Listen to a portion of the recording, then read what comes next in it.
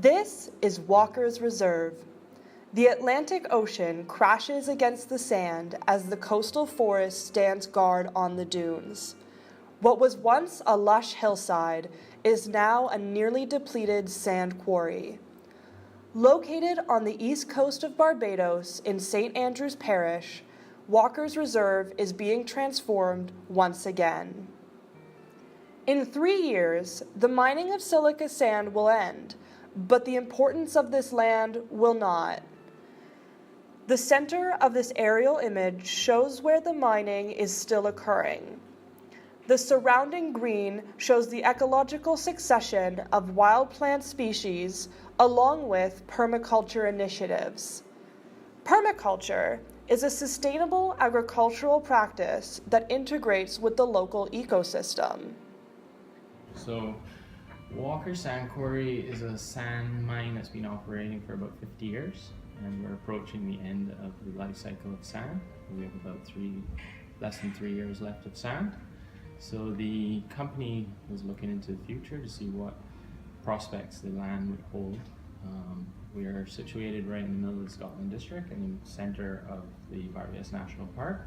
So the future of the site just naturally had to progress in keeping with the national park philosophies. So the owners have reinvested quite a bit of money from the mining operations into restoring the site and basically developing a new future for the project, which would be centrally focused in climate change awareness, adaptation and mitigation, using climate smart agricultural practices, namely permaculture, and developing enterprises and industries from that in ecotourism, experiential tourism, cottage industry, manufacturing, and things of that nature. Research and agrotourism will be the primary focus as the reserve progresses. During the permaculture development, an abundance of honeybees was noticed. Honeybees are threatened worldwide, but Barbados has unique honeybees, specifically Apis mellifera. 15 years ago, the island population was devastated by varroa, a parasitic mite. However, within a few years, the population sharply increased and presented a resistance to varroa mite. This presents an important ecological and economic opportunity for the island. You've mentioned you're a member of RAP. What is that, and what is its purpose at Walker's? RAP. RAP stands for Walker's Reserve Apiary Program. It started just about a year and a half ago. Initially, it started with Michael Hinkson, one of the co-workers there. He raised an interest in it, so basically the rest of us, myself and Terry Small, basically jumped in to help support him.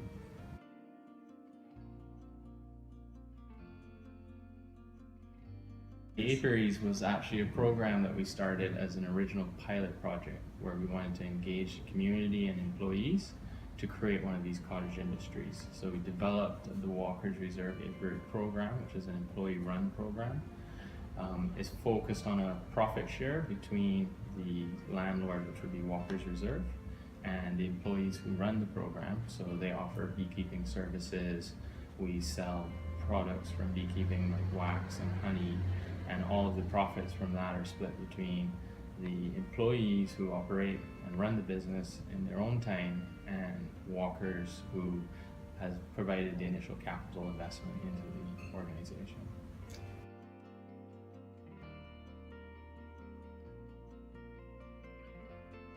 I don't think a lot of people really realize the potential of production honey in Barbados. You get beekeepers now, people know joining the association. So it is more a push now towards honey production in Barbados than anything else. Honeybees are pollinators. They play a role in the reproduction of plants and help maintain biodiversity in ecosystems. Additionally, they make honey from nectar. Honey can provide another revenue stream for the reserve, while keeping an apiary on site will benefit the permaculture and ecosystem. My name is Erin Jefferies, and this is my research partner, Liana Fortin-Hamel. We are McGill University students studying biodiversity and conservation. Walker's Reserve enlisted our help to gather information on the nectar production of wild and permaculture plant species. Our objective is to identify important nectar producers and to create a nectar flow calendar. From this, we can make recommendations on what plants to introduce and create a beekeeping calendar for Walker's Reserve. First, we need to identify the wild plant species and their abundances. Today we started doing our field work and we decided to do stripped transects, which are basically line transects that extend a certain amount. So we've chosen about arm's length, or technically 1.5 meters, which we've marked on our arms and are following along the transect. The transect is 30 meters long because that is the amount of measuring tape we have on our measuring tape roll, but also it is what we felt was adequate enough length to get a number of data, but also wasn't too long so that we would die in the heat. We started 10 meters from the road in order to avoid any disturbed growth. And yeah, we were guided by Julian, who knows far more about plant species here in Barbados than we do. And anything that he couldn't identify, we cataloged and are going to identify ourselves. We counted the number of each species within our width. And once we know the area of the transect, we can extrapolate that area and the data counted in order to determine it for the entire section that we are surveying. So what are you doing, Liana? Right now, I'm just following the tape and seeing what I know and what I don't. For example, this plant, I have no idea. It's actually connected to this one. So I'm just marking it down as unknown and we'll identify it later on with the help of other people. Yeah. The blue lines in this image indicate the approximate location of all 18 transects. Once we determined the abundances, we assigned a number from 0 to 6 to indicate the factor of significance for each species' abundance. The factor of significance used for nectar production was from 0 to 3. With an abundance factor and a nectar production factor, we can multiply them to determine an overall factor of importance for each species.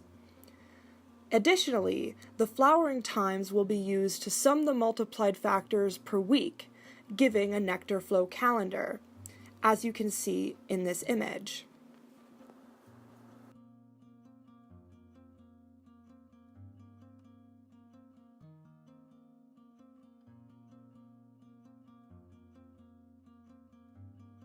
Why is a beekeeping calendar and a nectar flow calendar, why are they important tools for both professional and amateur beekeepers? They're important because you need to know when the plants around you are flowering and what they're producing, if they're major producers in nectar or pollen or both.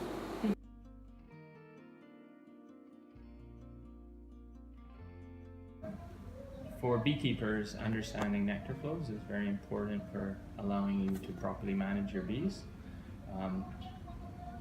Having a key understanding of those nectar flows really allows you to make decisions specific to the bees. In very dry areas or periods of dearth, it is beneficial to feed your bees and also to plant species to support those bees during the dearth. So the process that we're going through in this project really will give us a better understanding of what we're looking at is a food availability for the bees, so that we can manage them properly, both on the harvest and honey production side, but also on the general health of the populations.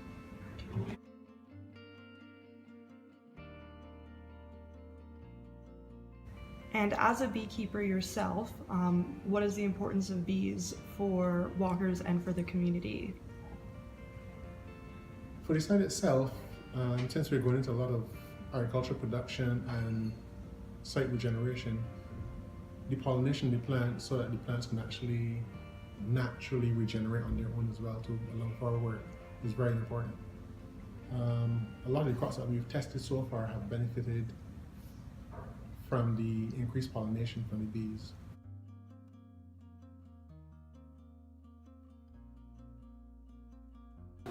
you can see they're doing at Walkers is what we think we need in St. Andrew, Barbados for a long time. And you have a lot of plants where everybody bees in work. And it's also educational. To tell people why our bees are important to us as a whole.